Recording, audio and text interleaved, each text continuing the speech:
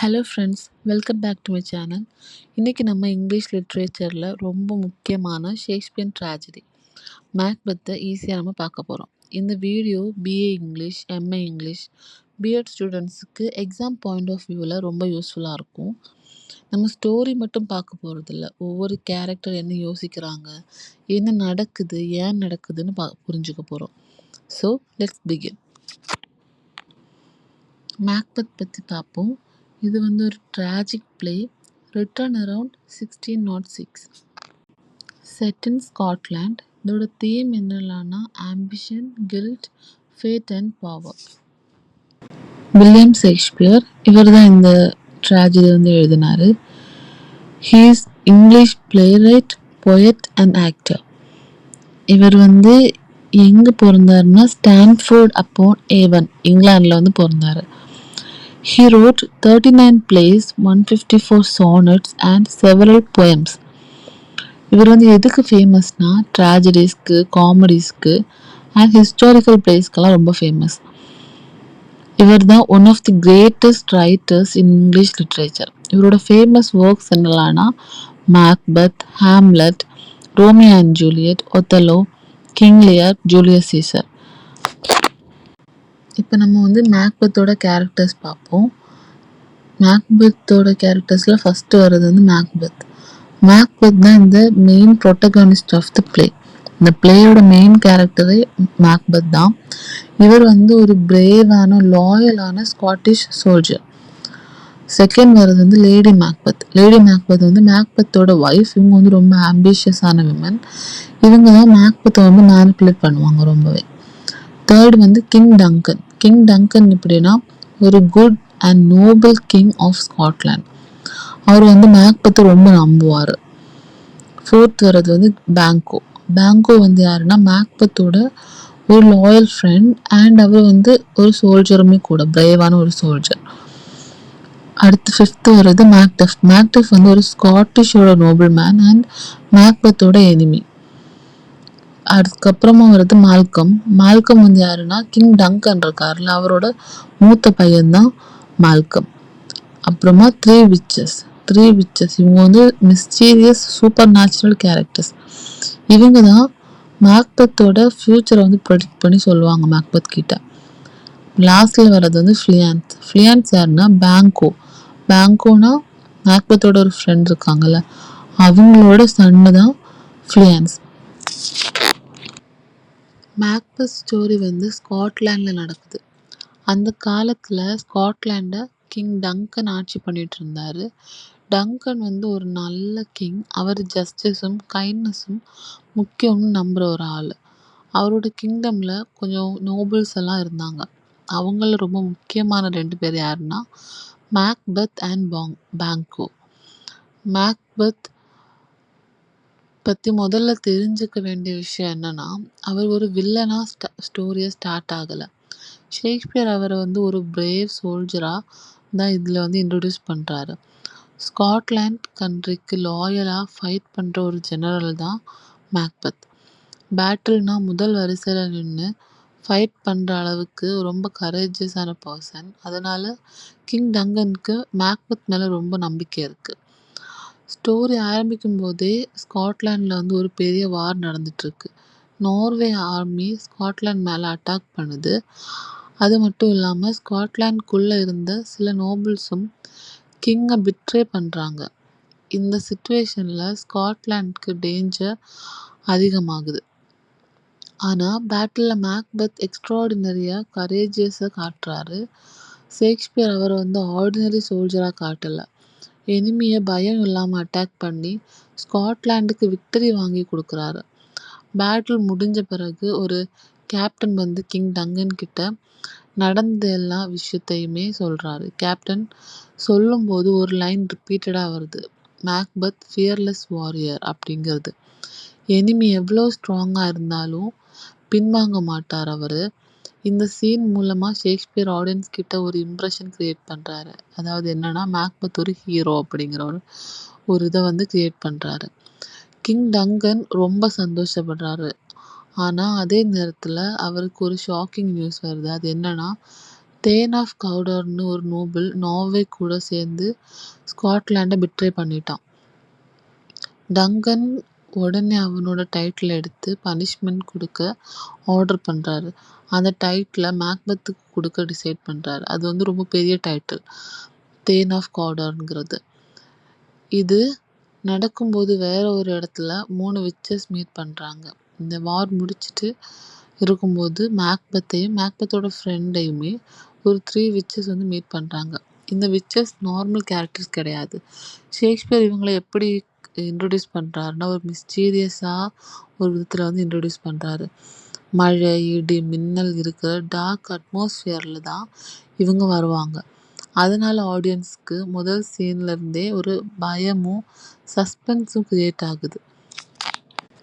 இந்த 3 விச்சஸுமே ஒருத்தரை பார்த்து என்ன சொல்லுவாங்கன்னா, when shall we three meet again in thunder, lightning or in rain அப்படிங்கிறது சொல்லுவாங்க.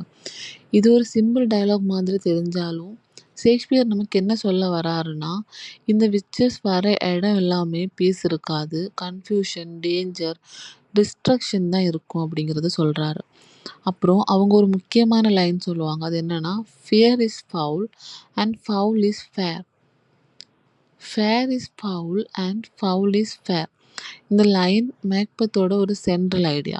இதோட மீனிங் என்னன்னா, சிம்பிளாக சொல்லணும்னா, நல்லது கெட்டதாக தெரியலாம், கெட்டது நல்லதாக தெரியலாம். Things are not always what they seem. நம்ம வந்து பார்க்குறது அது அப்படியே உண்மை கிடையாது அப்படிங்கிறத சொல்கிறாங்க. இந்த லைன் எக்ஸாமில் ரொம்ப முக்கியம். ஷேக்ஸ்பியர் இந்த பிளே ஃபுல்லாக appearance versus reality concept use பண்ணுறாரு. பேட்டில் முடிஞ்சு மேக்பத்தும் பேங்கோவும் வீட்டுக்கு திரும்பி வரும்போது வழியில் இந்த 3 விச்சஸ் அவங்களுக்கு முன்னாடி நிற்கிறாங்க. மேக்பத்துக்கு ரொம்ப கன்ஃபியூஷன், இவங்க யார் அப்படிங்கிறத யோசிக்கிறாரு. இப்போ ஃபர்ஸ்ட் விச் மேக்பத்தை பார்த்து சொல்கிறாங்க, all hail Macbeth, thane of Glamis அப்படிங்கிறது சொல்கிறாங்க. இதை கேட்டு வந்து மேக்பத்துக்கு வந்து சர்ப்ரைஸ் எதுவுமே இல்லை. ஏன்னா அது ஆல்ரெடி அவரோட டைட்டில் தான். தேன் ஆஃப் கிளாமஸ்ங்கிறது அவரோட டைட்டில். செகண்ட் விச் என்ன சொல்கிறாங்கன்னா, all hail Macbeth, thane of Cawdor அப்படிங்கிறது சொல்கிறாரு. இந்த வார்த்தை கேட்டப்போ மேக்பத்துக்கு வந்து ஒரு மாதிரி ஷாக் ஆயிடுச்சு. ஏன்னா இது வந்து அவரோட டைட்டில் கிடையாது. தேன் ஆஃப் கவுடரா, அது வேற ஒருத்தரோட டைட்டில் தானே அப்படிங்கிறத அவங்க வந்து யோசிக்கிறாங்க.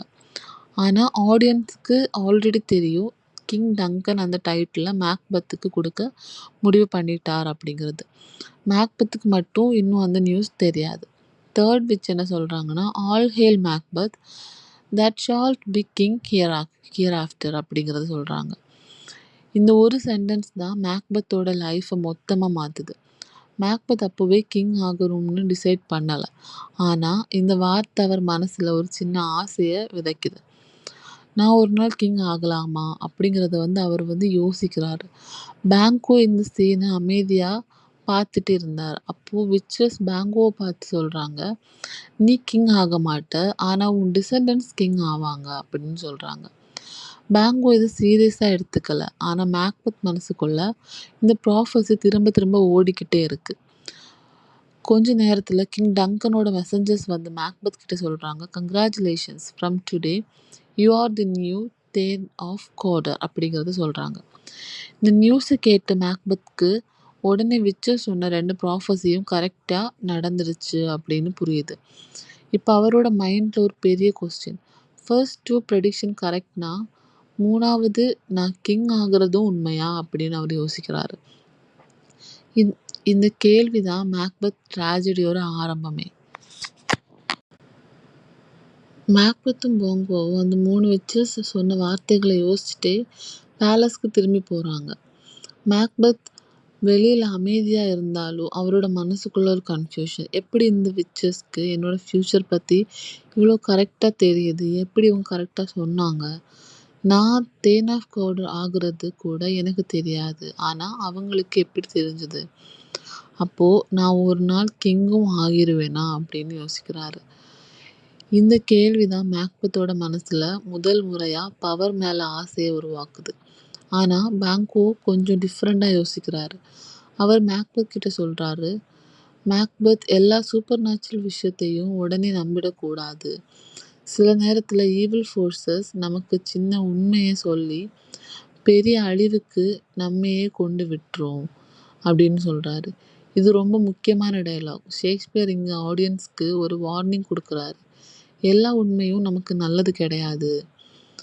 அதுக்கப்புறம் மேக்பெத் பேலஸ்க்கு திரும்பி வரும்போது கிங் டங்கன் ரொம்ப சந்தோஷத்தோட அவரை வெல்கம் பண்ணுறார். கிங் டங்கன் சொல்கிறாரு, மேக்பெத், நீ ஸ்காட்லாண்டுக்கு பெரிய சர்வீஸ் பண்ணியிருக்க. உன் பிரேவரினால தான் நம்ம கண்ட்ரி சேவ் ஆயிருச்சு அப்படின்னு சொல்கிறாரு. அப்புறம் அஃபிஷியலாக மேக்பெத்க்கு தேன் ஆஃப் காடர் டைட்டில் கொடுக்குறாரு. மேக்பெத் வெளியில் ஹம்பிளாக இருந்தாலும் உள்ள வேற ஒரு தாட். முதல் ப்ராஃபஸி நடந்துருச்சு, அப்போ 3வது ப்ராஃபஸியும் நடக்குமா அப்படின்னு அவருக்குள்ளே ஒரு கொஷின் போயிட்டுருக்கு. இந்த ஆசை இன்னும் பெருசாகுது. கொஞ்ச நேரத்துக்கு அப்புறம் கிங் டங்கன் ஒரு முக்கியமான அனௌன்ஸ்மெண்ட் பண்ணுறாரு. அவரோட எல்டஸ்ட் சன் மால்கமை நெக்ஸ்ட் ஹேர் டு த த்ரோன்னு டிக்ளேர் பண்ணுறாரு. சிம்பிளாக சொன்னால், டங்கன் செத்ததுக்கப்புறம் கிங் மால்கம் தான் கிங் ஆகுறாரு அப்படின்னு டிக்ளேர் பண்ணுறாரு. இந்த அனௌன்ஸ்மெண்ட் கேட்ட உடனே மேக்பெத்துக்கு ஒரே ஷாக்கு. ஏன்னா விச்சர் சொன்னது நீ கிங் ஆகுவ அப்படின்னு சொன்னாங்க. ஆனால் இப்போது மால்கம் இருக்கிறதுனால அதுக்கு வழி பிளாக் ஆயிருச்சு. மேக்பெத் தனக்குள்ளேயே யோசிக்கிறாரு, நான் கிங் ஆகணும்னா மால்கம் இருக்கக்கூடாது அப்படின்னு. இதுவரைக்கும் மேக்பெத் மர்டர் பற்றி யோசிக்கவே இல்லை. ஆனால் ஷேக்ஸ்பியர் இங்கே நமக்கு காட்டுறாரு, ஆம்பிஷன் ஒரு சீட் மாதிரி. முதல்ல சின்ன ஐடியா தான், ஆனால் அது டெய்லி திங்க் பண்ணினா அது பெரிய மரமாகிடும் அப்படின்னு. ஆம்பிஷன்னா என்னன்னா, ஆம்பிஷன்னா ஒரு பெரிய கோல் அச்சீவ் பண்ணணும்னு இருக்கிற ஸ்ட்ராங் டிசைர். ஆம்பிஷன் நல்லது தான், ஆனால் அன்கண்ட்ரோல்டு ஆம்பிஷன் டேஞ்சரஸ். மேக்பெத்துக்கு நடக்கிறது அதுதான். பேலஸ்லேருந்து வீட்டுக்கு போகும்போது மேக்பெத் ஒரு லெட்டர் எழுதுகிறாரு.